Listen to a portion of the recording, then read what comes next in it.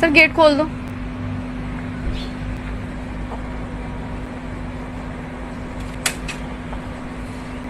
बुर्का निकाल के जाना। क्यों? बुर्का क्यों? बुर्का अलाउ नहीं है। कौन से बैंक कहाँ लिखा है कि बुर्का अलाउ नहीं है? मैं तो फर्स्ट टाइम ही आई हूँ यहाँ बैंक में, क्या बुर्का अलाउ नहीं है? कहाँ अलाउ नहीं है बुर्का? ये मतलब बुर्का अलाउ नहीं है मैडम। ऐसा कहाँ लिखा हुआ है? मुझे आप बता दीजिए कि बुर्का अलाउ नहीं है। हमारे को जो गाइडलाइन मिलती है उसके हिसाब से। तो कौन सी गाइडलाइन है? मुझे आप गाइडलाइन दिखा दीजिए ना, कौन सी गाइडलाइन है कि कहाँ बुर्का अलाउ नहीं है, मुझे बता दीजिए आप एक बार। लंच में कौन सा लॉक लगता है? आप लॉक करके बैठे हैं गेट को ताकि अलाउ है तो कोई दिक्कत नहीं मेरे को। हाँ तो ठीक, मुझे गाइडलाइन दिखाओ आप कौन सी है। अगर अलाउ है तो आप आ जाओ, कोई दिक्कत नहीं मेरे को। हाँ तो मुझे जहाँ अलाउ नहीं लिखा हुआ, यहाँ अलाउ नहीं है, वो वाली गाइडलाइन भी दिखाएं मेरे को आप कि बुर्का यहाँ अलाउ नहीं है। आपसे कोई इस मामले में कोई बात नहीं करना चाहता। मैं मनीष साहब जी अगर अलाउ करते हैं तो मेरी तरफ से कोई हाँ दिक्कत ठीक है, मुझे सर से बात कर दीजिए, मैं पूछूंगी सर कहाँ गाइडलाइन लिखी है जहाँ बुर्का अलाउ नहीं है। हाँ ठीक है, बताइए। आज मैं आपको एक ऐसा वीडियो बताने वाला हूं, एक ऐसा इंसिडेंट बताने वाला हूं जिसकी झलक मैंने आपको पहले बताई, अभी मुकम्मल आपको बताने वाला हूं। उस वीडियो में, उस इंसिडेंट में एक मुस्लिम खातून ने, एक मुसलमान औरत ने वो काम किया है जो हर एक को करना चाहिए, सबको करना चाहिए। क्या करना चाहिए? गलत की मुखालिफत, नाइंसाफी का विरोध।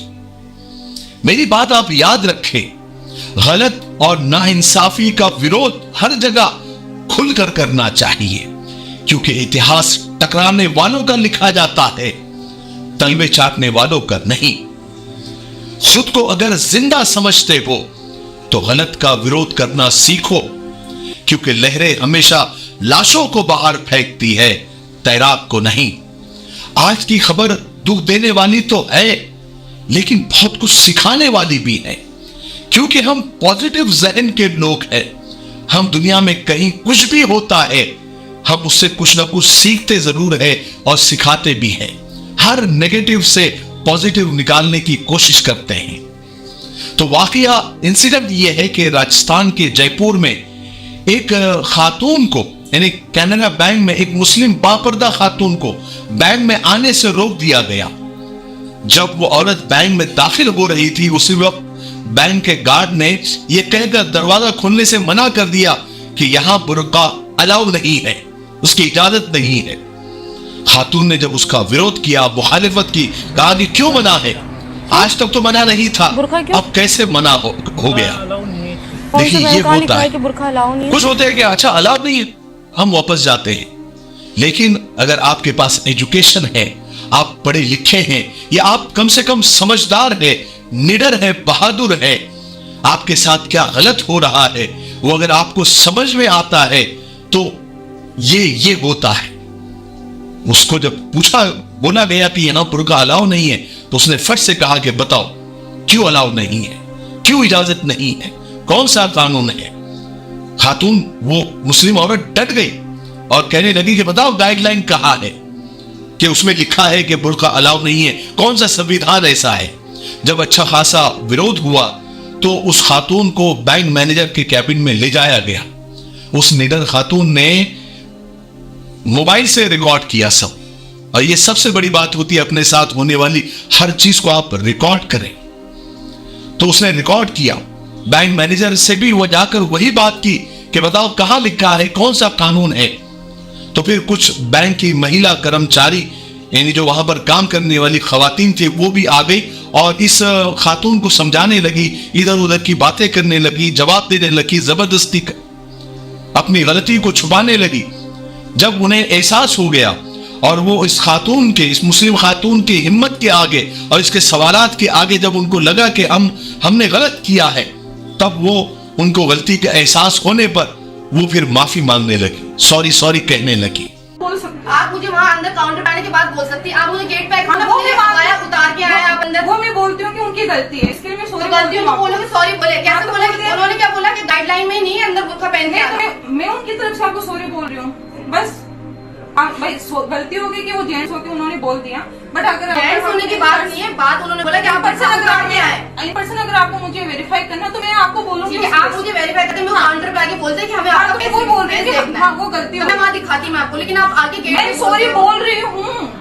फिर जब बात बढ़ी और ये वीडियो सोशल मीडिया पर वायरल होने लगा तो बैंक को लगा कि इससे तो हमारा नुकसान हो जाएगा। हमारे जो खातेदार है, हमारे जो अकाउंट होल्डर है, जो मुस्लिम है या फिर जो अमन पसंद शांति प्रिय हमारे हिंदू भाई बहन है, उनको अगर बुरा लग गया तो बैंक का बहुत बड़ा नुकसान हो जाएगा। तो फौरन बैंक ने एक ट्वीट करके अपोलोजाइज किया, माफी मांगी। और अपने माफी वाले ट्वीट आप देख सकते हैं। उन्होंने लिखा कि नमस्ते, आपको हुई असुविधा के लिए हमें खेद है। हमने मामले को संज्ञान में लिया है और हमने इस मामले को संबंधित टीम को भेज दिया है। ये होता है विरोध करने की ताकत, इसे कहते हैं। गलत के खिलाफ आपको डट कर खड़े हो जाना है।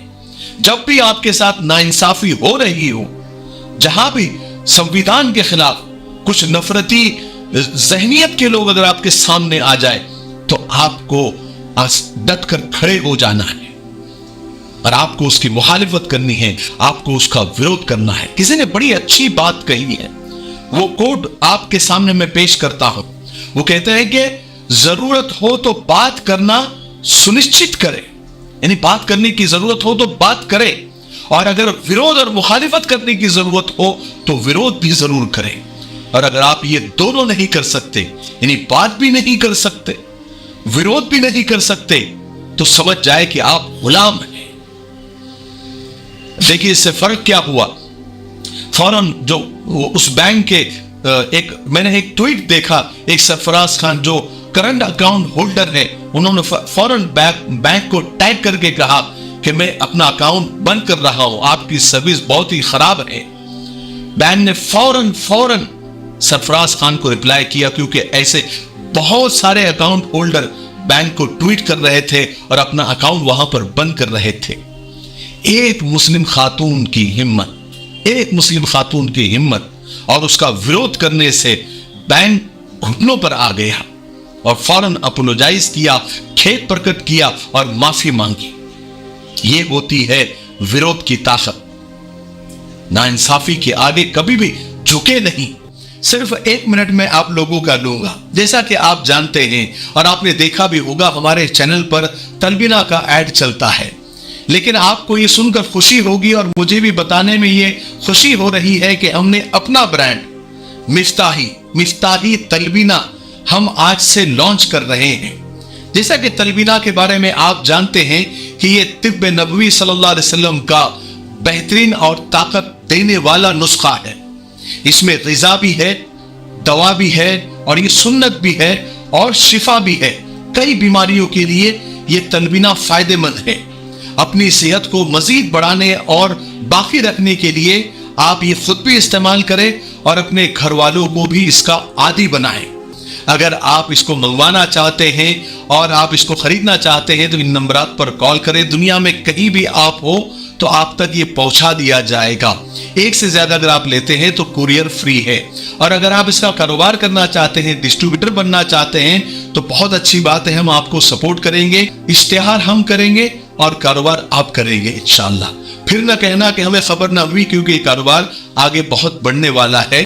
ठीक है, आपका बहुत ज्यादा वक्त ले लिया, उसके लिए माफी चाहता हूं। मैं सिर्फ वो ट्वीट आपको बताता हूं जो बैंक ने सरफराज खान को किया है, उनसे माफी मांगी है, उनसे मौका मांगा है कि हमें अपनी सफाई का मौका दे। ऐसे तो कई अकाउंट होल्डर को बैंक को अपोलोजाइज करना पड़ा, माफी मांगनी पड़ी। आप देखें, सरफराज खान को बैंक कहता है कि आप हमें मौका दें, हम आपसे रिक्वेस्ट करते हैं ताकि हम आपकी मदद कर सके। आप हमें डीएम करें ताकि हम आपके मसले को और आपके जहन में जो बात आई है उसको हम क्लियर कर सकें। ऐसे तो कई अकाउंट होल्डर को बैंक को जवाब देना पड़ेगा। देखिए भाइयों और बहनों, मसला बुर्के का नहीं है, हिजाब का नहीं है, मसला है मानसिकता का और घटिया सोच का। अगर सिक्योरिटी का ही मसला था तो ये कोई नया नहीं है। हजारों औरतें अपना मुंह ढककर बैंक में आती है। आप कोरोना में देखा नहीं आपने, सबको मुंह छुपाना पड़ा था, तब कोई सिक्योरिटी का मसला नहीं था। ये कोई धर्म और मजहब का इशू नहीं है।